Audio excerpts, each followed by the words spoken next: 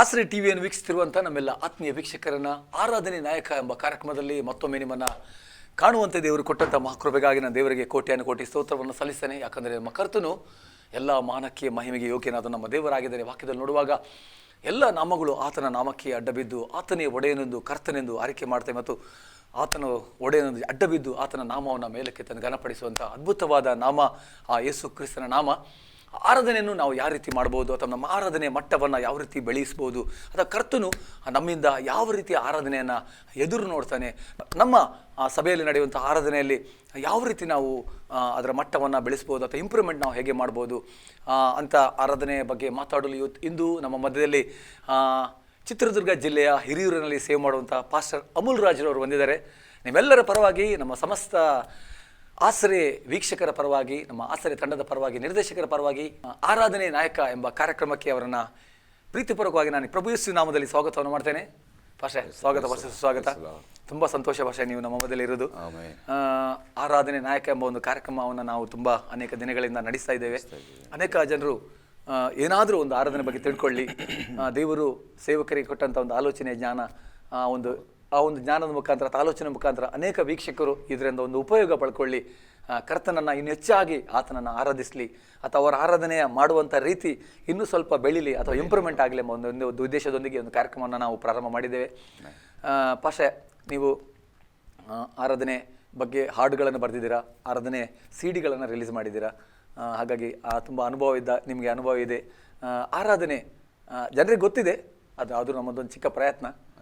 ನಮಗಿಂತ ಜಾಸ್ತಿ ತಿಳಿದವರು ಈ ಕಾರ್ಯಕ್ರಮ ವೀಕ್ಷಿಸಿರ್ಬೋದು, ಆದರೂ ಖಂಡಿತವಾಗಲೂ ನಮ್ಮ ಒಂದು ಚಿಕ್ಕ ಪ್ರಯತ್ನ.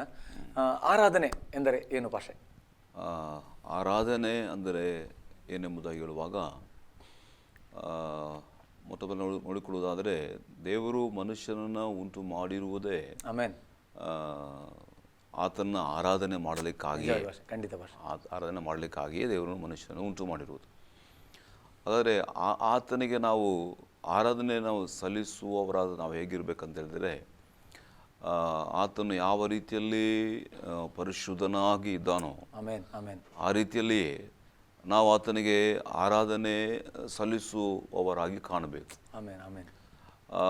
ಆರಾಧನೆ ಅಂತ ಏನಂತ ಹೇಳಿದರೆ, ಅಲ್ಲಿ ನಾವು ತಿಳ್ಕೊಳ್ಳುವಂಥ ಏನಪ್ಪ ಅಂತ ಹೇಳಿದರೆ, ದೇವರು ನಮ್ಮ ಜೀವಿತದಲ್ಲಿ ಏನು ಮಾಡಿದ್ದಾರೆ, ಏನು ಮುಂದೆ ಮಾಡಲಿಕ್ಕಿದ್ದಾರೆ, ಅದನ್ನು ನಾವು ಹೊಗಳುವಂಥದ್ದು, ಆತನ್ನು ಸ್ತುತಿಸುವಂಥದ್ದು ಮತ್ತು ಮಾಡಿದ ಉಪಕಾರಗಳನ್ನು ನಾವು ನೆನೆಸುವಂಥದ್ದು. ಮಾತ್ರವಲ್ಲ, ಆತನು ಅದರಲ್ಲಿ ಹಂತವಾಗಿದೆ. ಹಿಂದೆ ಏನು ಮಾಡಿದರು, ಈಗೇನು ಮಾಡಲಿಕ್ಕಿದ್ದಾರೆ, ಮುಂದೆ ಏನು ಮಾಡ್ತಾರೆ ಎಂಬ ಎಲ್ಲವುಗಳನ್ನು ಕುರಿತು ನಾವು ವರ್ಣಿಸಿ ಆತನನ್ನು ಸ್ತುತಿಸುವುದೇ ಒಂದು ಆರಾಧನೆಯಾಗಿ ಇರ್ತದೆ. ಅದ್ಭುತ ಭಾಷೆ. ಯಾಕಂದ್ರೆ ನೀವು ಹೇಳಿದ ಪ್ರಕಾರ ದೇವರು ಮನುಷ್ಯನನ್ನು ಉಂಟು ಮಾಡಿದ್ದೆ ಆರಾಧನೆ ಮಾಡಲಿಕ್ಕಾಗಿ. ಆತನು ನನ್ನ ಮಕ್ಕಳು, ನನ್ನ ಜನರು, ನಾನು ನಿರ್ಮಿಸಲ್ಪಟ್ಟಂತ ನನ್ನ ಜನಾಂಗ ನಮ್ಮನ್ನ ಕರ್ತನನ್ನು ಆರಾಧಿಸಬೇಕೆಂಬುದು ನಿಜ. ಆದರೆ ದೇವರ ಪಕ್ಷದಲ್ಲಿ ಕೂಡ ನಾವು ನೋಡುವಾಗ ಯೋಹನ ಬರೆದ ಪತ್ರಿಕೆಯಲ್ಲಿ ನಾವು ನೋಡ್ತೇವೆ, ದೇವರನ್ನು ಆರಾಧಿಸುವ ಆತ್ಮೀಯ ರೀತಿಯ ಸತ್ಯ. ಈಗ ಸಭೆಗಳಲ್ಲಿ ಆರಾಧನೆಯಲ್ಲಿ ಒಂದು ಭಾಗ ಇರ್ತದೆ ಭಾಷೆ, ಮತ್ತೆ ಬಂದು ವಾಕ್ಯ ಭಾಗ, ಕಾಣಿಕೆ ಭಾಗ, ಸಾಕ್ಷಿ ಭಾಗ, ಆರಾಧನೆ ಭಾಗ. ಈಗ ನಾವು ಸಭೆಯಲ್ಲಿ ಯಾವ ರೀತಿ ನಮ್ಮ ಆರಾಧನೆಯನ್ನ ನಾವು ಮಾಡ್ಬೋದು ಅಥವಾ ಅದರನ್ನ ಕ್ವಾಲಿಟಿಯನ್ನು ಇಂಪ್ರೂವ್ಮೆಂಟ್ ಮಾಡ್ಬೋದು, ಹೇಗೆ ಮಾಡ್ಬೋದು ಭಾಷೆ? ಕ್ವಾಲಿಟಿ ಇಂಪ್ರೂವ್ ಮಾಡಬೇಕಾದ್ರೆ ಮೊದಲು ಜನರಲ್ಲಿ ಒಂದು ಭಯಭಕ್ತಿಯನ್ನು ನಾವು ಬೆಳೆಸಬೇಕಾಗ್ತದೆ. ದೇವರ ಕುರಿತಾದ ಹೆಚ್ಚು ತಿಳುವಳಿಕೆಯನ್ನು ಬೆಳೆಸಬೇಕಾಗ್ತದೆ. ಆತನು ಮಾಡಿದ ಅದ್ಭುತಗಳು, ಮಹತ್ಕಾರ್ಯಗಳು ಏನೆಂಬುದಾಗಿ ಹೆಚ್ಚು ನಾವು ತಿಳಿಸುವಾಗಲೇ, ಅವರ ಮೇಲೆ ಒಂದು ಅಪಾರವಾದ ನಂಬಿಕೆ ಅವರಲ್ಲಿ ಬೆಳೆಯುವಾಗಲೇ ಅವರು ಆತನ ಮೇಲೆ ಒಂದು ಭಯಭಕ್ತಿಯಿಂದ ಅವರನ್ನು ಆರಾಧನೆ ಮಾಡಲಿಕ್ಕೆ ಸಾಧ್ಯ. ಇವತ್ತು ತಿಳುವಳಿಕೆ ಇಲ್ಲದೆ, ಇವತ್ತು ಬರೀ ಯಾರೋ ಹಾಡ್ತಾರೆ ನಾವು ಹಾಡ್ತೀವಿ ಅನ್ನೋ ರೀತಿಯಲ್ಲಿ ಆಡ್ತಾ ಹೋದರೆ ಏನು ಪ್ರಯೋಜನ ಇಲ್ಲ. ಮತ್ತು ಈಗ ಯೇಸುನಾಮ ಅತಿ ಶ್ರೇಷ್ಠವಾದ ನಾಮ ಎಂಬುದಾಗಿ ನಾವು ಆಡುವಾಗ, ಆ ನಾಮ ಅದ ಕುರಿತು ಅದೆಷ್ಟು ಶ್ರೇಷ್ಠವಾದ ಎಂಬುದಾಗಿ ಕುರಿತು ಆ ವಿಶ್ವಾಸಿ ತಿಳ್ಕೊಂಡಿದ್ದರೆ ಆಮೆನ್ ಆಮೆನ್ ಖಂಡಿತ ಅದು ಅರ್ಥಗರ್ಭಿತವಾಗಿ ದೇವರಿಗೂ ಮಹಿಮೆ ಆಗ್ತದೆ, ನಮಗೂ ಆಶೀರ್ವಾದ ಬರ್ತದೆ. ಆಮೆನ್ ಆಮೆನ್ ಖಂಡಿತ ಪಾಸ್ಟರ್. ಆ ತಿಳುವಳಿಕೆ ಜ್ಞಾನವಿಲ್ಲದೆ ನಾವು ಆರಾಧನೆ ಮಾಡುವಾಗ ಅದರಲ್ಲಿ ಏನು ಪ್ರಯೋಜನ ಇರುವುದಿಲ್ಲ. ಇವತ್ತು ನಾಮಸ್ತಿಗೆ ಇವತ್ತು ಅನೇಕರು ಅನೇಕ ರೀತಿಗಳಲ್ಲಿ ದೇವರ ಸೇವಕರುಗಳು ಅನುಭವದಿಂದ ಹಾಡು ಬರೆದಿರ್ತಾರೆ. ಅವರ ಅನುಭವ, ಅವರ ಹಿನ್ನೆಲೆ, ಅವರ ರೀತಿಯಾದ ಸಾಕ್ಷಿಗಳು ನೂರಾರು ಇರ್ತದೆ. ಎಂಥ ಅವಸ್ಥೆಯಲ್ಲಿಯೂ ಕೂಡ ಅನೇಕ ಹಾಡುಗಳನ್ನು ಕೊಡ್ತಾರೆ ಅವರು. ಆದರೆ ಅವರು ಯಾವ ಅನುಭವದಲ್ಲಿ ಬರೆದಿರ್ತಾರೋ ಈ ಹಾಡುವವರಿಗೆ ಅದರ ಅನುಭವ ಗೊತ್ತಿರಲ್ಲ, ನಿಜ. ಸುಮ್ಮನೆ ಅವ್ರ ಪಾಡಿಗೆ ಹಾಡ್ತಿರ್ತಾರೆ. ಬಟ್ ಆದರೆ ಅದರ ರುಚಿ ನಾವು ತಿಳ್ಕೊಳ್ಬೇಕಾದ್ರೆ ಅದರ ಹಿನ್ನೆಲೆಯನ್ನು ನಾವು ಚೆನ್ನಾಗಿ ಅವರು ಅರ್ಥ ಮಾಡಿ ಕೊಟ್ಟರೆ ಖಂಡಿತವಾಗಿ ಅವರು ಕೂಡ ಅದರ ಅರ್ಥಗರ್ಭಿತವಾಗಿ ತಿಳ್ಕೊಂಡು ದೇವರನ್ನು ಇನ್ನೂ ಹೆಚ್ಚಿನ ರೀತಿಯಲ್ಲಿ ನೀವು ಹೇಳಿದ ಹಾಗೆ ಯೋಹನ ಬರೆದ ಸುವಾರ್ತೆಯ 4ನೇ ಅಧ್ಯಾಯ 23 ವಚನದಲ್ಲಿ ದೇವರನ್ನು ಅಲ್ಲಿ ಮುಂದೆ ಹೇಳ್ತದೆ, ನೀವು ಅರಿಯದೇ ಆರಾಧನೆ ಮಾಡುವವರು, ನಾವು ಅರಿತು ಆರಾಧನೆ ಮಾಡುವರು ಎಂಬುದಾಗಿ ಹೇಳ್ತಾರೆ. Amen amen amen. ಅವರು ಅರಿಯದೇ ಆರಾಧನೆ ಮಾಡುವಾಗ ಏನೋ ಅವ್ರ ಪ್ರಯೋಜನ ಇಲ್ಲ. ನಿಜ.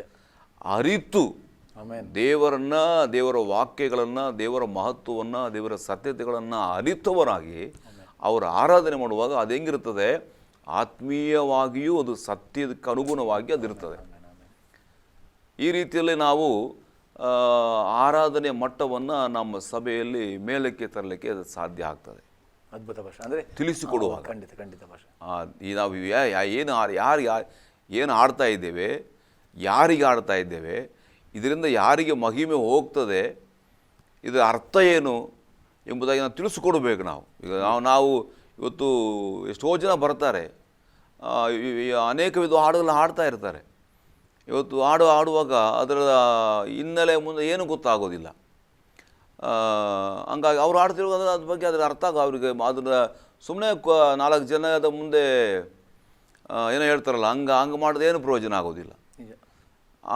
ತಿಳಿಸಿ ಅವ್ರಿಗೆ ಅರಿವು ಮೂಡಿಸುವಾಗ ಅವರು ಖಂಡಿತವಾಗಿ ಅವರು ಆತ್ಮೀಯವಾಗಿ ಆರಾಧನೆಯ ಮಟ್ಟವನ್ನು ಉನ್ನತವಾಗಿ ಬೆಳೆಸಲಿಕ್ಕೆ ಸಾಧ್ಯ ಆಗ್ತದೆ. ಮನುಷ್ಯರಲ್ಲಿ ಅಂದರೆ ವಿಶ್ವಾಸಿಗಳಲ್ಲಿ, ಸೇವಕರು ಬೆಳೆದಿರ್ತಾರೆ, ವಿಶ್ವಾಸಿಗಳೇ ಬೆಳೆಸಬೇಕಲ್ಲ. ಹೌದೌದು, ಅದೇ ಬಹಳ ಮುಖ್ಯ. ನಮಗೆ ವ್ಯಕ್ತಿಯ ಪರಿಚಯ ಆಗದೆ, ಯಾರನ್ನು ಅಂದ್ರೆ ವ್ಯಕ್ತಿಯನ್ನ ತಿಳ್ಕೊಳ್ಳದೆ ನಾವು ಏನು ಆರಾಧನೆ ಮಾಡೋದು ವ್ಯರ್ಥ, ಅದು ವ್ಯರ್ಥ.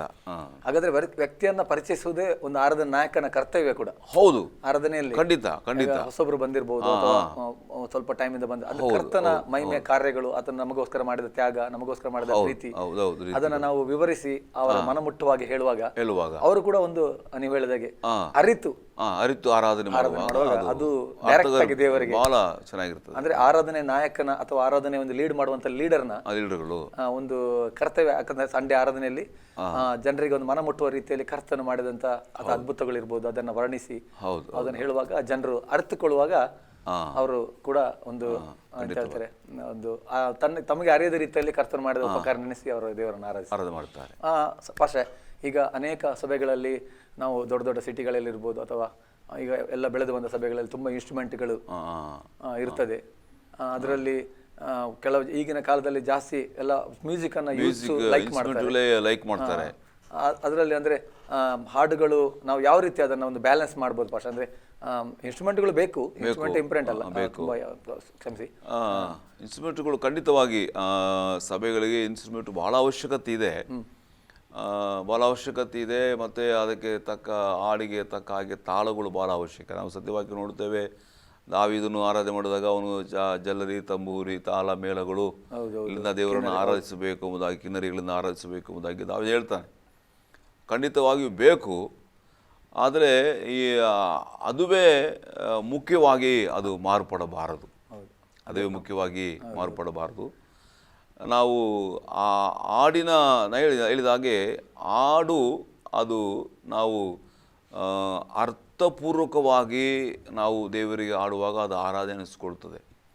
ನಾವು ಮ್ಯೂಸಿಕ್, ತಾಳ, ಮೇಳಗಳು ಇವ ಒಂದು ಸೌಂಡ್ಗಳೇ ಜಾಸ್ತಿ ಆಗುವಾಗ ಏನಾಗ್ತದೆ, ಅದು ಜನರು ಈಗಾಗಲೇ ಲೌಕಿಕವಾಗಿ ಅವರು ಸಿನಿಮಾ ಹಾಡುಗಳು, ಆ ಹಾಡುಗಳು, ಈ ಹಾಡುಗಳನ್ನು ಕೇಳಿ ಬೆಳೆದು ಬಂದವರು ಯಾರು ಪರಲೋಕದಿಂದ ಇಳಿದು ಬರೋದಿಲ್ಲ, ಲೋಕದಿಂದಲೇ ಬಂದಿರ್ತಾರೆ. ಅವರು ಅದನ್ನೇ ಹೆಚ್ಚು ಅದರ ಮೇಲೇ ಅವರು ಅವಲಂಬಿಸಿಕೊಳ್ತಾರೆ ಹೊರತು ದೇವರ ವಾಕ್ಯದ ಮೇಲೆ. ಇವತ್ತು ಹಾಡುಗಳನ್ನು ನಾವು ಅನೇಕ ಹಾಡುಗಳಿದೆ, ಆದರೆ ವಾಕ್ಯದ ಆಧಾರಿತವಾದ ಹಾಡುಗಳು ನಮಗೆ ಭಾಳ ಮುಖ್ಯ. ಆರಾಧನೆಗೆ ವಾಕ್ಯ ಆಧಾರಿತ ಹಾಡುಗಳು ಬೇಕು.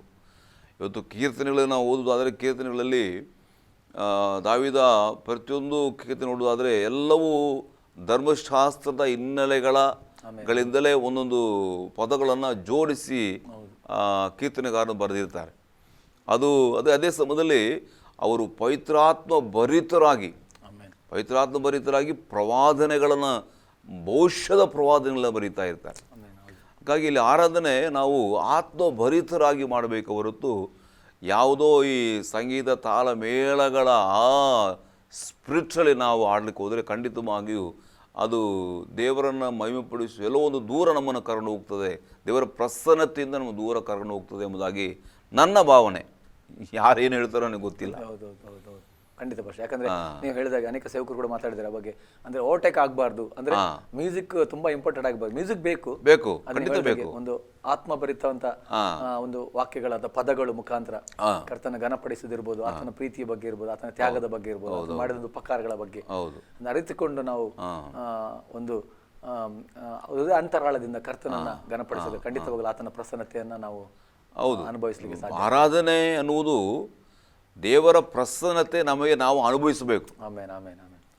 ಆರಾಧನೆ ಅಂತ ಹೇಳುವಾಗ ದೇವರ ಪ್ರಸನ್ನತೆ ನಮ್ಮನ್ನು ನಾವು ಅನುಭವಿಸದೆ ಹೋದರೆ ಅದು ಆರಾಧನೆ ಆಗಿರಲಿಕ್ಕೆ ಸಾಧ್ಯವೇ ಇಲ್ಲ.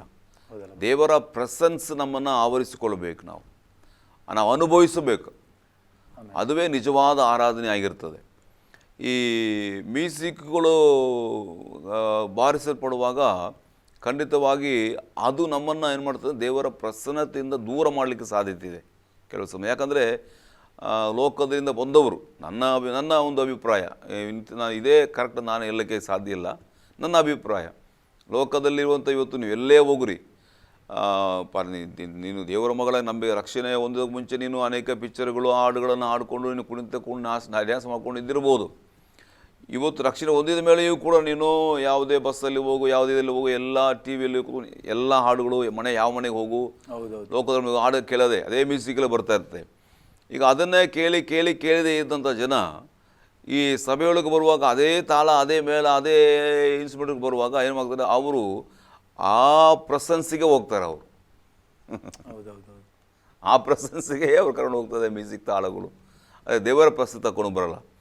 ಯಾವಾಗ ನಾವು ಹಾಡುಗಳನ್ನು ಹೆಚ್ಚು ಆಡುವಾಗ ಅದನ್ನು ಸ್ವಲ್ಪ ಕಡಿಮೆ ಮಾಡಿಕೊಂಡು ದೇವರ ಮಹಿಮೆ ಪಡಿಸುವಂಥ, ಘನಪಡಿಸುವಂತಹ, ಆತ ನಾಮವನ್ನು ಉಣ್ಣಕ್ಕೆತ್ತುವಂತಹ ಹಾಡುಗಳನ್ನು ನಾವು ಹಾಡುತ್ತಾ ಅದನ್ನು ಅರ್ಥಗರ್ಭಿತವಾಗಿ ನಾವು ಜೋರಾಗಿ ಆಡಬಹುದು, ಅಥವಾ ಮೀಡಿಯಮ್ ಆಗಿ ಆಡಬಹುದು, ಅಥವಾ ಸ್ಲೋ ಆಗಿ ಆಡಬಹುದು. ಹೆಂಗೆ ಆಡಿದರೂ ಕೂಡ ಅದು ಅರ್ಥಗರ್ಭಿತವಾಗಿ ನಮ್ಮ ಹೃದಯದ ಅಂತರಾಳಗಳಿಂದ ದೇವರನ್ನು ಮಹಿಮೆಪಡಿಸುವ ರೀತಿಯಲ್ಲಿ ಕಾಣಬೇಕು. ಹಾಗಿದ್ರೆ ಖಂಡಿತವಾಗಿ ಅದು ನಮ್ಮ ದೇವರ ಪ್ರಶ್ನೆ ತಗೊಂಡು ಹೋಗ್ತದೆ. ಇವತ್ತು ಆ ಆರಾಧನೆಯಲ್ಲಿ ಅನೇಕ ಉದ್ಯೋಗ ಕಾಣ, ನಾವು ಬೇರೆ ಬಾಯಿಂದ ಹಾಡೋರಿದ್ದಾರೆ, ಬಟ್ ಅದರಿಂದ ದೇವರ ಪ್ರಶ್ನೆ ಅನುಭವಿಸಲಿಕ್ಕಾಗಲ್ಲ. ಹೃದಯದ ಅಂತರಾಳದಿಂದ ನಾವು ಆಡುವಾಗ ಅದಂತೂ ಹೃದಯ ಅಂತರಾಳದ ಯಾವಾಗ ಬರ್ತದೆ ಅಂದರೆ ಅದನ್ನು ಅರ್ಥ ಮಾಡಿಕೊಂಡವರಿಗೆ ಅದು ಬರೋದು. ಅರ್ಥ ಮಾಡಿಕೊಂಡವರಿಗೆ ಮಾತ್ರ ಅಂತರಾಳದಿಂದ ಅದನ್ನು ಆಡಲಿಕ್ಕೆ ಬಯಸ್ತಾರೆ. ಅದಕ್ಕೆ ಅರ್ಥ ಗೊತ್ತಿಲ್ಲ ಅಂದರೆ ಬೇರೆ ಬಾಯಲ್ಲಿ ಆಡ್ತಾರೆ. ಕೆಲವರು ಲೌಕಿಕವಾಗಿ ಸಭೆಯೊಳಗಿದ್ದಾರೆ, ಸಭೆಯೊಳಗೆ ಇವತ್ತು ಇರೋರೆಲ್ಲರೂ ಆತ್ಮಭರಿತರಾಗಿರ್ತಾರೆ ಅಂತ ಹೇಳೋಕ್ಕಾಗಲ್ಲ. ಅದರಲ್ಲಿ 10% ಮಾತ್ರ ಆತ್ಮಿಕರು ಕಾಣ್ತಾರೆ, 90% ಎಲ್ಲ ಕಳ್ಳರು ಇರ್ತಾರೆ. ಅವರು ಗುಂಪಲ್ಲಿ ಸೇರ್ತಾರೆ ಅಲ್ಲಿ ಏನಾಗ್ತದೆ ಅಂತ ಹೇಳಿದ್ರಲ್ಲಿ ಖಂಡಿತವಾಗಿ ಕಲಬೆರಕೆ ಆಗ್ತದೆ. ಆ ಸ್ಪಿರಿಟು ಈ ಸ್ಪಿರಿಟ್ ಎಲ್ಲ ಮಿಕ್ಸ್ ಆಗ್ತಾ ಇರ್ತದೆ. ಆದರೆ ನಿಜವಾದ ಆರಾಧನೆ ನಾವು ಒಂದು ಭಯಭಕ್ತಿಯಿಂದ ದೇವರ ಆರಾಧನೆ ಮಾಡುವಾಗ ಸತ್ಯವಾಗಿ ಹೇಳ್ತದೆ. ಇಬ್ರಿಯ ಬರೆದ ಪತ್ರಿಕೆ 2ನೇ ಅಧ್ಯಾಯದಲ್ಲಿ 12-13 ವಚನ ನೆನೆಸ್ತಾನೆ. ಅಲ್ಲಿ ಯೇಸು ಸ್ವಾಮಿಯೇ ಸಭಾಮಧ್ಯದಲ್ಲಿ ದೇವರನ್ನು ಸ್ತುತಿ ಮಾಡುತ್ತಾರೆ ಎಂಬುದಾಗಿ ಒಂದು ವಾಕ್ಯ ಇದೆ. ಯೇಸು ಸ್ವಾಮಿಯೇ ದೇವರನ್ನು ಆರಾಧಿಸುವಂಥ, ಅಂದರೆ ನಮ್ಮ ಒಂದಿಗೆ ಕೂಡಿ ದೇವರನ್ನು ಆರಾಧಿಸುತ್ತಾರೆ ಎಂಬುದಾಗಿ ಅಲ್ಲಿ ವಾಕ್ಯ ಹೇಳ್ತದೆ. ಹಾಗಾದರೆ ದೇವರು ನಮ್ಮೊಂದಿಗೆ ಕೂಡಿ ಆಡಬೇಕಾದ್ರೆ ನಾವು ಅವರೊಂದಿಗೆ ಬೆರೆತ ಅನುಭವ ನಮಗಿರಬೇಕಲ್ವಾ, ಇವತ್ತು ಆರಾಧನೆ ಅಂದರೆ ಭಾನುವಾರ ಮಾತ್ರ ಬಂದು ಆರಾಧನೆ ಮಾಡೋದಲ್ಲ, ಪ್ರತಿ ದಿನವೂ ಕ್ಷಣ ನೀನು ವೈಯಕ್ತಿಕವಾದ ರೀತಿಯಲ್ಲಿ ಮನೆಗಳಲ್ಲಿ, ನಿಮ್ಮ ಕುಟುಂಬಗಳಲ್ಲಿ ನೀನು ಆರಾಧನೆಯ ಅನುಭವದಲ್ಲಿ ಬೆಳೆಯೋನಾಗಿರಬೇಕು. ಇಲ್ಲಿ ಭಾನುವಾರ ಮಾತ್ರ ಬಂದು ಆರಾಧನೆ ಮಾಡಿದರೆ ಆರಾಧನೆ ಅನ್ನಿಸ್ಕೊಳ್ಳೋದಿಲ್ಲ. ಅದು ಮನೆಯಲ್ಲಿ ನೀನು ಹೆಚ್ಚು ಆರಾಧನೆ ಮಾಡದಿದ್ದರೆ ಇಲ್ಲಿ ಒಂದು ಆರಾಧನೆಯಾಗಿ ನೀನು ಆತ್ಮಭರಿತ ಆರಾಧನೆಗೆ ಸಾಧ್ಯ. ಇದು ಆರಾಧನೆ ಎನ್ನುವುದು ಏನಪ್ಪ ಅಂದರೆ ಒಂದು ಬೆಂಕಿ ಹಚ್ಚಿದ ಹಾಗೆ, ಒಂದು ಒಲೆ ಹಚ್ಚಿದ ಹಾಗೆ. ಇದು ಉರಿತಾ ಇದ್ರೇ ಇಲ್ಲಿ ಬಂದು ಅದು ಪ್ರಜ್ವಲಿಸಲಿಕ್ಕೆ ಸಾಧ್ಯ. ನೀನು ಲೋಕವೆಲ್ಲ ತಿರುಗಾಡಿಕೊಂಡು ಭಾನುವಾರ ಬಂದು ಒಳೆ ಹಚ್ತೀನಿ ಅಂತ ಹೇಳಿದ್ರೆ ಹೆಂಗಿರ್ತದೆ? ಅದು ಆರಾಧನೆಯಲ್ಲಿ ಅದು ಅಷ್ಟು ಅರ್ಥ ದೇವರಿಗೆ ಮೈಪಡಿಸುವಂಥ ಕಾರ್ಯವಾಗಿ ಇರುವುದಿಲ್ಲ. ಪ್ರತಿ ದಿನವೂ ಕೂಡ ಆರಾಧನೆ ದೇವರ ಮಗನಂದ ಮೇಲೆ ಅವನಲ್ಲಿ ಮುಖ್ಯವಾಗಿ 3 ಅಂಶ ಇರಲೇಬೇಕು. ಅವನೊಬ್ಬ ಸತ್ಯವಾಕ್ಯನ ಓದಲೇಬೇಕು, ಅವನು ಪ್ರಾರ್ಥನೆ ಮಾಡಲೇಬೇಕು, ಅವನು ಆರಾಧನೆ ಮಾಡಲೇಬೇಕು. ಆರಾಧನೆಗೆ ಎಷ್ಟು ಪ್ರಾಮುಖ್ಯತೆ ಕೊಡ್ತಾನೋ ಅಷ್ಟೇ ರೀತಿಯಲ್ಲಿ ಪ್ರಾರ್ಥನೆಗೆ ಪ್ರಾರ್ಥನೆಗೆ ಎಷ್ಟು ಪ್ರಾಮುಖ್ಯತೆಯೋ ದೇವರ ವಾಕ್ಯ ಅಷ್ಟು ಪ್ರಾಮುಖ್ಯತೆ. ಇದು 3 ತ್ರೈವೇಕ ದೇವರಿದ್ದ ಹಾಗೆ, ತ್ರೈವೇಕ ದೇವರಿದ್ದ ಹಾಗೆ. ಹಾಗಾದರೆ ಇವು 3 ಅನುದಿನವೂ ನಮ್ಮ ಮನೆಗಳಲ್ಲಿ ನಡೀತಾ ಇರಬೇಕು. ಆಗ ಅದು ಸಭೆಯೊಳಗೆ ಒಂದು ಫೈರ್ ಆಗ್ತದೆ, ಆಗ ಒಂದು ಸಭೆ ಒಬ್ಬರಲ್ಲ, ಎಲ್ಲರೂ ಕಾಣಬೇಕಾಗೆ, ಎಲ್ಲರೂ ಕಾಣಬೇಕು. ಅಲ್ಲಿ 10 ಜನ ಆಗಿದ್ದು 90 ಜನ ಹೀಗಿದ್ದರೆ ಖಂಡಿತವಾಗಿ ಈ ಸ್ಪಿರಿಟ್ಟು ಅದನ್ನು ಮುಚ್ಚಾಗ್ತದೆ, ಇದನ್ನು ಮುಚ್ಚಾಗ್ತದೆ. ಅದೇ ಸಮಯದಲ್ಲಿ ಆರಾಧನೆ ಮಾಡುವ ನಾಯಕನು ಭಾಳ ಇಂಪಾರ್ಟೆಂಟ್ ಇದೆ. ಲೀಡಿಂಗ್ ಮಾಡ್ತಾ ಇದ್ದಾರಲ್ಲ, ಅವರು ಭಾಳ ಇಂಪಾರ್ಟೆಂಟ್ ಇದೆ. ಅವರು ಕೂಡ ಇವತ್ತು ಹೇಗೆ ಲೀಡ್ ಮಾಡ್ತಾ ಇದ್ದಾರೆ, ದೇವರ ಪ್ರಸನ್ನತೆಯಲ್ಲಿ ಇದ್ದು ಅವರು ಕುಳಿತು ಆ ಹಾಡುಗಳನ್ನು ತರ್ತಾ ಇದ್ದಾರಾ, ಇಲ್ಲ ಈ ಲೋಕವೆಲ್ಲ ತಿರುಗಾಡಿಕೊಂಡು ಏನೆಲ್ಲ ಮಾಡಿಕೊಂಡು, ಅರ್ಥ ಆಗ್ತದೆಯಾ, ಲೋಕದೆಲ್ಲ ಕಾರ್ಯಗಳು ಮಾಡಿಕೊಂಡು ಫುಲ್ ಪಿಟ್ ಮುಂದೆ ಮೈಕ್ ಇಟ್ಕೊಂಡು ಹಾಡಿದರೆ ಅದರಿಂದ ದೇವರ ಪ್ರಸನ್ನತೆ ಹೋಗಲ್ಲ. ನೀನು ದೇವರ ಪ್ರಸನ್ನತೆಯನ್ನು ಹೊತ್ತುಕೊಂಡು ಸಭೆಯ ಮೇಲೆ ಬರಬೇಕು. ನಿನ್ನಿಂದ ಪ್ರಸನ್ನತೆ ಅಲ್ಲಿ ಹೋಗಬೇಕು. ಆರಾಧನೆ ಲೀಡ್ ಮಾಡೋ ನಾಯಕರಿಂದಲೇ ಪ್ರಸನ್ನತೆ ಹೋಗಬೇಕು. ಆವಾಗ ಬಲಿಷ್ಠನೂ ಬಂದಾಗ ಬಲಹೀನವೂ ಕೂಡ ಬಲಿಷ್ಠ ಆಗ್ತದೆ, ಬಲಿಷ್ಠವಾಗ್ತದೆ. ಸತ್ಯವಾಕ್ಯದಲ್ಲಿ ಒಂದು ವಾಕ್ಯ ಹೇಳ್ತದೆ, ಬಲಿಪೀಠವನ್ನು ಸೋಕಿದೆಲ್ಲವೂ ಪರಿಶುದ್ಧ ಆಗ್ತದೆ ಎಂಬುದಾಗಿ. ವಿಮೋಚನಾ ಕಾಂಡದಲ್ಲಿ ಬಲಿಪೀಠ ಸೋಕಿದೆಲ್ಲವೂ ಪರಿಶುದ್ಧವಾಗ್ತದೆ ಎಂಬುದಾಗಿ ಹೇಳ್ತದೆ. ಹಾಗಾದರೆ ಒಬ್ಬ ಆರಾಧನೆ ನಾಯಕ ಯಾವ ರೀತಿಯಲ್ಲಿ ದೇವರ ಪ್ರಸನ್ನತೆಯಲ್ಲಿ ತುಂಬಿರುತ್ತಾನೋ ಅದೇ ರೀತಿಯಲ್ಲಿ ಆ ವಿಶ್ವಾಸಿಗಳು ಕೂಡ ಅದೇ ಪ್ರಸನ್ನತೆಯನ್ನು ಅನುಭವಿಸಲಿಕ್ಕೆ ಸಾಧ್ಯ ಆಗ್ತದೆ. ಒಂದು ವೇಳೆ ಅವರು ಬಲಹೀನರಾಗಿರ್ಬೋದು, ಅವರು ತನ್ನಗೊಲ್ಲ ಬೆಚ್ಚಗೊಲ್ಲ ಅಂದ ರೀತಿಯಲ್ಲಿ ಕಾಣಬಹುದು, ಆದರೆ ಈ ಪ್ರಸನ್ನತೆ ಅದೆಲ್ಲವನ್ನು ಏನು ಮಾಡ್ತದೆ, ಕವರ್ ಮಾಡ್ತದೆ. ದೇವರು ದೇವ್ರನ್ನ ಆರಾಧಿಸುವವರು ಸಭೆಯೊಳಗೆ ಹೊಸಬರು ಬರ್ತಾರೆ, ಅರ್ಧ ಬೆಳೆದವರು ಬರ್ತಾರೆ, ಮತ್ತು ಅತ್ಯಧಿಕ ಬೆಳೆದವರು ಬರ್ತಾರೆ. ಎಂಥವರು ಬಂದರೂ ಕೂಡ ದೇವರಿಗೆ ಆರಾಧನೆ ಮಾಡುವವರನ್ನು ಅವರು ಯಾವುದೂ ತಿರಸ್ಕಾರ ಮಾಡಲ್ಲ. ಅವರು ಖಂಡಿತವಾಗಿ ತಿರಸ್ಕಾರ ಮಾಡಲ್ಲ, ಎಲ್ಲವನ್ನೂ ಸ್ವೀಕಾರ ಮಾಡ್ತಾರೆ.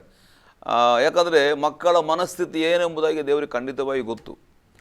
ಎಲ್ಲರ ಆರಾಧನೆಗಳನ್ನು, ಎಲ್ಲರ ಹಾಡುಗಳನ್ನು ಅವರು ಸ್ವೀಕಾರ ಮಾಡ್ತಾರೆ. ಆದರೆ ನಾವು ಎಂಥದ್ದು ದೇವರಿಗೆ ಹೆಂಗೆ ಕೊಡುತ್ತೇವೋ ಅದರ ಮೇಲೆಯೇ ನಮಗೆ ದೇವರು ನಮ್ಮನ್ನು ಆಶೀರ್ವಾದ ಮಾಡೋದು. ಕಾಯಿನು ಹೇಬೆಲನು ದೇವರಿಗೆ ಆರಾಧನೆ ಮಾಡಿದ್ರಲ್ವಾ, ಇಬ್ಬರು ಆರಾಧನೆ ಮಾಡೋಕ್ಕೆ ಸಭೆಗೆ ಬಂದರು. ಸಭೆನೇ ಓಕೆ, ಆಗಿನ ಕಾಲದ ಸಭೆನೇ ಹೌದು. ಅವನಿಗೆ ಇದು ತಂದ, ಇವನಿಗೆ ತಂದ ತಗೊಂಬಂದ. ಇಬ್ಬರು ಕೂಡ ಯಜ್ಞವನ್ನು ಅರ್ಪಿಸಿದಾಗ ದೇವರು ಕಾಯಿನನ ಬಳಿಯನ್ನು ತಿರಸ್ಕಾರ ಮಾಡಿ ಹೇಬೆಲನ ಆರಾಧನೆ ಸ್ವೀಕಾರ ಮಾಡಿದರು. ಹೌದಲ್ವಾ? ಆದರೆ ಇಬ್ಬರ ಮೇಲೆ ಪ್ರೀತಿ ಇತ್ತ? ದೇವರಿಗೆ ಖಂಡಿತವಾಗಿ ಪ್ರೀತಿ ಇತ್ತು. ಇಬ್ಬರ ಮೇಲೆ ಪ್ರೀತಿ ಇತ್ತು. ಇಬ್ಬರ ಮೇಲೆಯೂ ದೇವರ ಆಶೀರ್ವಾದವಿತ್ತು. ಅರ್ಥಾಗ್ತದೆ ನೋಡು. ಅವನು ಪಾಪ ಮಾಡಿ ಮಗನನ್ನು ತಮ್ಮನನ್ನು ಕೊಂದು ಅವನು ಶಾಪಗ್ರಸ್ತನಾಗಿದ್ದರೂ ಕೂಡ ದೇವರು ಅವನ ವಿಜ್ಞಾಪನೆ ಕೇಳಿದ್ರೆ ಕೇಳಿಲ್ವಾ? ಮತ್ತೆ ಕೇಳಿ ಕೇಳಿದ್ರಾ? ಹೌದು ಕೇಳಿದರು. ನಾನು ಈ ಶಾಪಗ್ರಸ್ತ ಹೋಗ್ಬೇಕಾದ್ರೆ ಇಲ್ಲ ಜನ ಎಲ್ಲ ನಾನು ಕೊಂದಾಕ್ಬಿಡ್ತಾರೆ ಎಂಬುದಾಗಿ ಕೇಳಿಕೊಳ್ಳುವಾಗ ನಾನೊಂದು ನಿನಗೆ ಮುದ್ರೆ ಹಾಕ್ತೇನೆ, ಆ ಮುದ್ರೆಯನ್ನು ಕಂಡು ಯಾರು ನಾನು ಮುಟ್ಟೋದಿಲ್ಲ ಎಂಬುದಾಗಿ ಹೇಳಿದರು. ದೇವರು ಎಷ್ಟು ಅಲ್ಲಿ ಕರುಣಾಮಯನಾದ ದೇವರಾಗಿ ಕಾಣ್ತಾ ಇದ್ದಾನೆ. ಪಾಪ ಮಾಡಿದರೂ ಕೂಡ ತಮ್ಮನನ್ನು ಕೊಂದಿದರೂ ಕೂಡ ಒಂದು ರಕ್ತ ಬಳಿ ಮಹಾಪಾಪ ಎಂಬುದಾಗಿ ಧರ್ಮಶಾಸ್ತ್ರ ಹೇಳ್ತದೆ, ಆದರೂ ಕ್ಷಮಿಸ್ತಾ ಇದ್ದಾರೆ. ಹಾಗಾದರೆ ಜನರಲ್ಲಿ ಆರಾಧನೆಗಳು ಹಾಗೆ ಹೀಗೆ ಇರುವುದು ಸಹಜ. ನಾವು ಎಲ್ಲರೂ ಪರಿಪೂರ್ಣವಾಗಿ ದೇವರ ಆರಾಧನೆ ಮಾಡ್ತಾರೆ ಎಂಬುದಾಗಿ ಇಲ್ಲ. ಆದರೆ ಆ ಆರಾಧನೆ ದೇವರ ಮಹಿಮೆ ಪಡಿಸಬೇಕಾದ್ರೆ ಆರಾಧನೆ ಮಾಡುವಂಥ ನಾಯಕ ಅವನು ಪರ್ಫೆಕ್ಟ್ ಆಗಿ ಕಾಣಬೇಕು. ಆಮೇಲೆ ಆಮೇಲೆ ಆಮೇಲೆ ಅದ್ಭುತ ಭಾಷೆ ಖಂಡಿತ. ಹಾಂ, ಯಾಕಂದರೆ ತುಂಬ ಅದ್ಭುತವಾಗಿ ಮಾತಾಡಿದ್ರೆ. ಯಾಕಂದರೆ ಅವನದ ಆರಾಧನೆ ಬರೀ ಒಂದು ಆದಿತ್ಯವಾರ ದಿವಸ ಮಾತ್ರ ಅಲ್ಲ, ಹೌದು, ಪ್ರತಿದಿನ ಮಾಡಬೇಕು. ಅದು ಫೈರ್ ಆಗ್ತಾನೆ, ಪ್ರಜ್ವಲಿಸುತ್ತಲೇ ಇರಬೇಕು ಪ್ರತಿದಿನ. ಅದು ಸಂಡೆ ಅಂದರೆ ಆರಾಧನೆಯಲ್ಲಿ ಇನ್ನು ಹೆಚ್ಚಾಗಿ ಪ್ರಜ್ವಲಿಸಿ ಬೆಂಕಿ ಅನುಭವ ಎಲ್ಲರೂ ಅನುಭವಿಸುವ ರೀತಿಯಲ್ಲಿ ಆಗುತ್ತದೆ. ಸಭೆಯಲ್ಲಿ ಒಂದು ಇಳಿದು ಬರುವ. ಖಂಡಿತ ಖಂಡಿತ ತುಂಬಾ ಅದ್ಭುತವಾಗಿ ಮಾತಾಡಿದ್ರಿ ಭಾಷೆ. ಥ್ಯಾಂಕ್ ಯು ಭಾಷೆ, ಥ್ಯಾಂಕ್ ಯು ಸೋ ಮಚ್ ನಿಮಗೆ. ಈ ಒಂದು ಕಾರ್ಯಕ್ರಮದಲ್ಲಿ ಬಂದು ಅನೇಕ ವಿಚಾರಗಳನ್ನು ತಿಳಿದುಕೊಳ್ಳುವಂತೆ ಅನೇಕ ಜನರಿಗೆ ಉಪಯೋಗ ರೀತಿಯಲ್ಲಿ ನೀವು ಮಾತಾಡಿದ್ರಿ.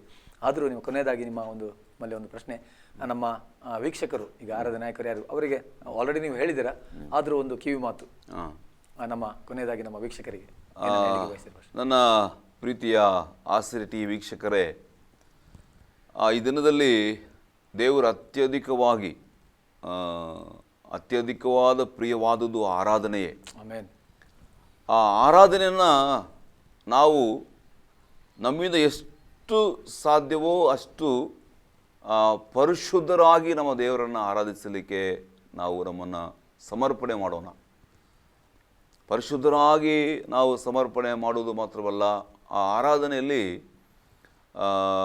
ದೇವರ ವಾಕ್ಯವು ಒಳಗೊಂಡಿರಬೇಕು. ದೇವರ ವಾಕ್ಯ ಒಳಗೊಂಡಿರಬೇಕು. ಆ ಆರಾಧನೆಯಲ್ಲಿ ನಮ್ಮ ಸಹಾಯಕನಾದ ಪವಿತ್ರಾತ್ಮನ ಸಹಾಯ ನಮ್ಮಲ್ಲಿ ಬೇಕು. ಪವಿತ್ರಾತ್ಮ ಭರಿತರಾಗಿ ಎಂಬುದಾಗಿ ಅಪೊಸ್ತಲನಾದ ಪೌಲನು ಅನೇಕ ವಾಕ್ಯಗಳು ಬರೀತಾ ಇದ್ದಾನೆ. ಅದರ ಅರ್ಥ ಏನಪ್ಪ ಅಂತಂದರೆ, ಪವಿತ್ರಾತ್ಮನಿಗೆ ವಿಧೇಯರಾಗಿ ಅವರು ಕೊಡುವ ಮಾರ್ಗದರ್ಶನದಲ್ಲಿ ನಾವು ದೇವರನ್ನು ಆರಾಧನೆ ಮಾಡಬೇಕು ಎಂಬುದಾಗಿ. ಹಾಗಾಗಿ ನಾವು ಪರಿಶುದ್ಧರಾಗಿ ನಾವು ಪ್ರತಿದಿನವೂ ಆತ್ಮಭರಿತರಾಗಿ ನಮ್ಮ ಕುಟುಂಬಗಳಲ್ಲಿ ನಾವು ಆರಾಧನೆಯಲ್ಲಿ ಬೆಳೆಯುತ್ತಾ ಹಾಗೆ ನಾವು ಮುಂದುವರಿಯುವುದಾದರೆ ನಮ್ಮಲ್ಲಿ ದೇವರು ನಮ್ಮನ್ನು ಒಂದು ಆರಾಧನೆ ಮಾಡುವವರನ್ನಾಗಿ ಇಡದೆ ಮತ್ತೊಂದು ಅತ್ಯುನ್ನತವಾದ ಸ್ಥಳಕ್ಕೆ ನಮ್ಮನ್ನು ಕೊಂಡೊಯ್ಯುತ್ತಾರೆ. ನಾನು ಆರಂಭದಲ್ಲಿ ನಾನು ದೇವರ ಸಭೆಗೆ ಹೋದಾಗ ನನಗೆ ಹಾಡಲಿಕ್ಕೆ ಬರ್ತಾ ಇರಲಿಲ್ಲ. ನಾನು ಹಾಡಿದರೆ ಎಲ್ಲರೂ ನಗೋರು ಆ ರೀತಿಯಲ್ಲಿ ಸಾಕ್ಷಿಗಳಿಗೆ ಕೆಲಸ ಹಾಡುವಾಗ. ಆದರೆ ನಾನು ದೇವರ ಸಮ್ಮುಖದಲ್ಲಿ ನನಗೆ ಯಾವ ರಾಗ ಬರುತ್ತೋ ಹೆಂಗೆ ಬರುತ್ತೋ ಹಂಗೆ ಹಾಡಿ ದೇವರು ಮೈಪಡಿಸ್ತಾ ಇವತ್ತು ನನ್ನನ್ನು ದೇವರು ಒಂದು ಅನೇಕ ಹಾಡುಗಳನ್ನು ಬರೆಯುವ ಹಾಗೆಯೂ ಮತ್ತು ಒಂದು ಸಿಡಿಯನ್ನು ಬಿಡುಗಡೆ ಮಾಡುವ ಹಾಗೆಯೂ ದೇವರು ಕೃಪೆ ಕೊಡ್ತಾ ಇದ್ದಾರೆ. Amen amen. ಹೀಗೆ ನಾವು ಎಷ್ಟರ ಮಟ್ಟಿಗೆ ದೇವರ ಸಮ್ಮುಖದಲ್ಲಿ ನಾವು ದೇವರನ್ನ ಆರಾಧಿಸ್ತೇವೋ ಹಾಗೆ ನಮ್ಮನ್ನು ಅದರಿಂದ ಒಂದು ಉನ್ನತ ಮಟ್ಟಕ್ಕೆ ಕೊಂಡೊಯ್ತಾರೆ ಎಂಬುದಾಗಿ ನಾನು ನಿಮ್ಮೊಂದಿಗೆ ನನ್ನ ಒಂದು ಚಿಕ್ಕ ಮಾತನ್ನು ಹೇಳಲಿಕ್ಕೆ ನಾನು ಬಯಸಿದ್ದೆ. ಥ್ಯಾಂಕ್ ಯು ಭಾಷೆ, ಥ್ಯಾಂಕ್ ಯು ಸೋ ಮಚ್. ಖಂಡಿತವಾಗಲೂ ನಾವು ಕರ್ತನ ಮುಂದೆ ಹೆಚ್ಚಾಗಿ ಆತನನ್ನು ಆರಾಧಿಸಿದ ಆತನು ಮಾಡಿದಂಥ ಮಹತ್ ಕಾರ್ಯಗಳು, ನಮ್ಮ ಮೇಲೆ ತೋರಿಸಿದ ಪ್ರೀತಿ, ನಮ್ಮನ್ನು ಒಂದು ಪಾಪದ ಕೂಪದಿಂದ ಎತ್ತಿದಂಥ ಆ ಕ್ಷಣಗಳು, ದಿನಗಳು, ದೇವರು ನಮ್ಮ ಮೇಲೆ ಇಟ್ಟಂಥ ಪ್ರೀತಿಯನ್ನು ನಾವು ಅದನ್ನು ನೆನೆಸ್ತಾ ಆತನನ್ನು ದಿನ ಆತನನ್ನು ಆರಾಧಿಸ್ತಾ ಕೊಂಡಾಡುತ್ತಾ ವಾಕ್ಯವನ್ನು ಓದ್ತಾ ಧ್ಯಾನ ಮಾಡ್ತಾ ಪ್ರಾರ್ಥನೆ ಮಾಡ್ತಾ ಇದ್ರೆ ಖಂಡಿತವಾಗ್ಲೂ ನಮ್ಮ ಒಂದು ಬದುಕು ಆರಾಧನೆ ಆಗುವುದರಲ್ಲಿ ಆಗುತ್ತೆ. ಮತ್ತೆ ಮುಂದೆ ನಮ್ಮ ಮೇಲಕ್ಕೆ ಒಂದು ಸ್ಟೆಪ್ ಮೇಲೆತ್ತಾರೆ. ಖಂಡಿತವಾಗ್ಲೂ ದಾವೀದನ ಎತ್ತಿದ ಹಾಗೆ. ಆಮೇನ್ ಆಮೇನ್. ಅದೇ ದಾವೀದನು ಒಂದು ಒಳ್ಳೆಯ ನಿದರ್ಶನ ನಮ್ಮ ಜೀವಿತದಲ್ಲಿ. ಕುರಿ ಕಾಯ್ತಿದ್ದ ದಾವೀದನನ್ನ ದಾವೀದನನ್ನ ಇಸ್ರೇಲ್ ಅರಸರನ್ನಾಗಿ ಮಾಡಿದಂತ ಖಂಡಿತ. ಅತ್ಯುತ್ತಮ, ಅದಕ್ಕಿಂತ ಬೇರೆ ಆರಾಧನೆ ಮಾಡೋದಕ್ಕೆ ಪ್ರಮೋಷನ್ ಮೇಲೆ ಪ್ರಮೋಷನ್ ಇದ್ದೇ ಇರದೆ. ಆಮೇನ್ ಆಮೇನ್ ಅಷ್ಟೇ. ಥ್ಯಾಂಕ್ ಯು ಭಾಷೆ, ಥ್ಯಾಂಕ್ ಯು ಸೊ ಮಚ್. ಈ ಒಂದು ಕಾರ್ಯಕ್ರಮದಲ್ಲಿ ಬಂದು ಅನೇಕ ಹೊಸ ವಿಚಾರಗಳನ್ನು ತಿಳ್ಕೊಳ್ಳುವಂತೆ ಅಥವಾ ಅನೇಕ ಆತ್ಮೀಯ ರೀತಿಯಲ್ಲಿ ಅನೇಕ ಒಂದು ಸತ್ಯಗಳನ್ನು ನೀವು ಒಂದು ಕಾರ್ಯಕ್ರಮದಲ್ಲಿ ನಮ್ಮ ಮಧ್ಯದಲ್ಲಿ ಹಂಚಿದ್ದೀರಾ. ನಿಮ್ಮ ಸೇವೆ, ನಿಮ್ಮ ಕುಟುಂಬ, ನೀವು ಮಾಡುವಂಥ ಪ್ರತಿಯೊಂದು ಪ್ರಯಾಸದಲ್ಲಿ ದೇವರು ನಿಮ್ಮನ್ನು ಉನ್ನತಿ ನಡೆಸಲಿ ಅಂತ ಹೇಳ್ತಾ ಒಂದು ಕಾರ್ಯಕ್ರಮದಲ್ಲಿ ಬಂದು ಅನೇಕ ವಿಚಾರವನ್ನು ತಿಳಿಸಿದ್ದಕ್ಕಾಗಿ ಮತ್ತೊಮ್ಮೆ ನಮ್ಮೆಲ್ಲ ವೀಕ್ಷಕರ ಪರವಾಗಿ ಪ್ರಭು ಯೇಸು ನಾಮದಲ್ಲಿ ವಂದನೆ ಸಲ್ಲಿಸ್ತೇನೆ. ಥ್ಯಾಂಕ್ ಯು ಭಾಷೆ, thank you so much. Thank you ಭಾಷೆ. ಆಶ್ರಯ ಟಿವಿಯನ್ನು ವೀಕ್ಷಿಸಿರುವಂಥ ನಮ್ಮೆಲ್ಲ ಆತ್ಮೀಯ ವೀಕ್ಷಕರೇ, ಖಂಡಿತವಾಗಲೂ ನಮ್ಮ ಆರಾಧನೆಯಲ್ಲಿ 3 ಅಂಶ ಸೇವಕರು ಹೇಳಿದ ಪ್ರಕಾರ ಪ್ರಾರ್ಥನೆ, ವಾಕ್ಯ ಧ್ಯಾನ ಮತ್ತು ಆರಾಧನೆ. ಆ 3ಅನ್ನು ನಾವು ನಿರಂತರ ದಿನ ನಾವು ಅದನ್ನು ಪ್ರಾಕ್ಟೀಸ್ ಅಥವಾ ನಾವು ಮಾಡ್ತಾ ಇದ್ದರೆ ಖಂಡಿತವಾಗಲೂ ಆರಾಧನೆಯಲ್ಲಿ ಆರಾಧನಾ ನಾಯಕನ ಆ ಜವಾಬ್ದಾರಿಯಲ್ಲಿ ಅವನು ಬೆಳೆದು ಸಭೆಯಲ್ಲಿ ಬಂದು ಕರ್ತನನ್ನು ಆರಾಧಿಸುವ ವೇಳೆಯಲ್ಲಿ ಖಂಡಿತವಾಗಲೂ ದೇವರ ಅತ್ಯಧಿಕವಾದ ಒಂದು ಮಹಿಮೆಯನ್ನು, ಶಕ್ತಿನ ಮಹಿಮೆಯನ್ನು ನಾವು ಕೂಡ ಅನುಭವಿಸಿ ಅದೇ ರೀತಿಯಲ್ಲಿ ಸಭೆಯಲ್ಲಿ ಕೂಡ ಎಲ್ಲ ಜನರು ಕಷ್ಟದಲ್ಲಿ, ನೋವಿನಲ್ಲಿ, ವೇದನೆಯಲ್ಲಿ, ಸಮಸ್ಯೆಯಲ್ಲಿ ಬಂದಂಥ, ಕಣ್ಣೀರಲ್ಲಿ ಬಂದಂಥ ಜನರ ಆ ಒಂದು ನೋವೆಲ್ಲ ಮರೆಯಾಗಿ ಅವರು ಕರ್ತನನ್ನು ದೃಷ್ಟಿಸಿ ಆತನನ್ನು ಧ್ಯಾನಿಸಿ ಕರ್ತನನ್ನು ಮೇಲುತ್ತುವುದರಲ್ಲಿ ಅಥವಾ ಕರ್ತನ ಆರಾಧಿಸಲು ಯಾವುದೇ 2 ಮಾತಿಲ್ಲ. ಅದ್ಭುತವಾದ ರೀತಿಯಲ್ಲಿ ಸೇವಕರು ಈ ದಿನದ ಆರಾಧನೆ ನಾಯಕ ಕಾರ್ಯಕ್ರಮದಲ್ಲಿ ಅನೇಕ ಒಳ್ಳೆಯ ವಿಚಾರಗಳನ್ನು ಮಾತಾಡಿದ್ದಾರೆ. ನಿಮ್ಮ ಜೀವಿತದಲ್ಲಿ ಕೂಡ ಆರಾಧನೆ ನಾಯಕರೆಂಬ ಆಗಬೇಕು ಅಥವಾ ಕರ್ತನನ್ನು ಆರಾಧಿಸಬೇಕು, ಕರ್ತನನ್ನು ಕೊಂಡಾಡಬೇಕೆಂಬ ಬಯಕೆ ನಿಮಗಿರುವುದಾದರೆ ಖಂಡಿತವಾಗಲೂ ನೀವು ಕರ್ತನನ್ನು ಹೆಚ್ಚಾಗಿ ಆತನು ಮಾಡಿದ ಉಪಕಾರಗಳನ್ನು, ಆತನು ಮಾಡಿದಂಥ ಅದ್ಭುತ ಅಪ್ರಮೇಯ ಮಹತ್ಕಾರಗಳನ್ನು ಧ್ಯಾನಿಸಿ ಆ ಸೇವೆಯಲ್ಲಿ ಇನ್ನು ಪ್ರಾರ್ಥನೆ ಮಾಡ್ತಾ, ವಾಕ್ಯಧ್ಯಾನ ಮಾಡ್ತಾ, ದಿನಲ್ಲ ಆರಾಧನೆ ಮಾಡ್ತಾ, ಕರ್ತನ ಆರಾಧನೆಯಲ್ಲಿ ಸಭೆಯಲ್ಲಿ ಬಂದು ನೀವು ನಿಮ್ಮನ್ನು ಕರ್ತನಿಗೋಸ್ಕರ ಕರಗಳಲ್ಲಿ ಒಟ್ಟು ಸಭೆಯಲ್ಲಿ ನೀವು ಆರಾಧನೆ ನಡೆಸಿದರೆ ಖಂಡಿತವಾಗಲೂ ಕರ್ತನು ನಿಮ್ಮ ಸಭೆಗಳಲ್ಲಿ, ನಿಮ್ಮ ಜೀವಿತಗಳಲ್ಲಿ ಪ್ರಮೋಷನನ್ನು ಕೊಟ್ಟು ನಿಮ್ಮನ್ನು ಉನ್ನತಿಗೆ ನಡೆಸಲಿಕ್ಕಿದ್ದಾನೆ. ಮತ್ತೊಬ್ಬ ಖಂಡಿತವಾಗಲೂ ಅದ್ಭುತ ಮಾಡಲಿಕ್ಕಿದೆ ನಿಮ್ಮ ಜೀವಿತದಲ್ಲಿ ಕೂಡ. ಹೌದು ಪ್ರಿಯರೇ, ಮುಂದಿನ ಸಂಚಿಕೆಯಲ್ಲಿ ಮತ್ತೊಬ್ಬ ಆರಾಧನಾ ನಾಯಕರೊಂದಿಗೆ ನಿಮ್ಮ ಭೇಟಿ. ಅಲ್ಲಿ ತನಕ ನಿರಂತರ ನೋಡ್ತಾ ಇರಿ ಆಶ್ರಯ ಟಿವಿ. ವಂದನೆಗಳು.